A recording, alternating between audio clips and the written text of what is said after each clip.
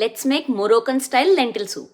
First ఒక pressure cooker తీసుకొని అందులో కొంచెం ఎక్స్ట్రా వర్జిన్ ఆలివ్ ఆయిల్ వేసుకోవాలి. ఈ రెసిపీకి ఆలివ్ ఆయిలే వేసుకోవాలి, ఎందుకంటే ఇది మొరోకన్ స్టైల్ రెసిపీ కాబట్టి. వేరే ఏ ఆయిల్ వేసినా టేస్ట్ రాదు. ఆయిల్ వేసుకుని దాని తర్వాత అందులో కొన్ని ఆలపీనోస్, కొన్ని ఆనియన్స్ వేసుకొని ఫ్రై చేసుకోవాలి. గార్లిక్ కూడా వేసుకోవచ్చు, కానీ నేను వేయలేదు. దాని తర్వాత నేను ఇందులో జమైకన్ ఆలపీనోస్ అని ఉంటాయి, నేను అవి కూడా వేసాను.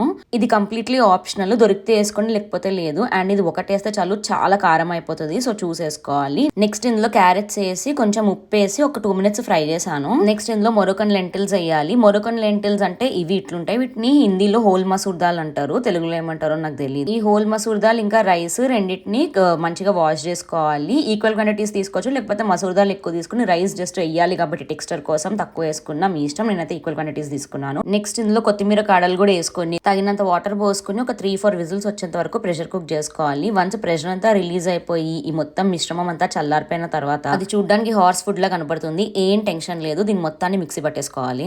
తర్వాత ఈ పేస్ట్ చేసుకున్న దాన్ని మొత్తం ఒక గిన్నెలోకి తీసుకుని తగినంత వాటర్ వేసుకోవాలి, సూపీ కన్సిస్టెన్సీ వచ్చేదాకా. నెక్స్ట్ దీన్ని కొంతసేపు మరగబెట్టి ఇంకా మనకి ఎంత కావాలో అంత పెప్పర్ వేసుకుని, కావాలంటే సాల్ట్ కూడా అడ్జస్ట్ చేసుకుని ఇంకా కప్పులో వేసుకుని కొంచెం మళ్ళీ లెమన్ స్క్వీజ్ చేసుకుని తాగేయడమే. చాలా చాలా టేస్టీగా ఉంటుంది, ట్రై చేయండి కుదిరితే.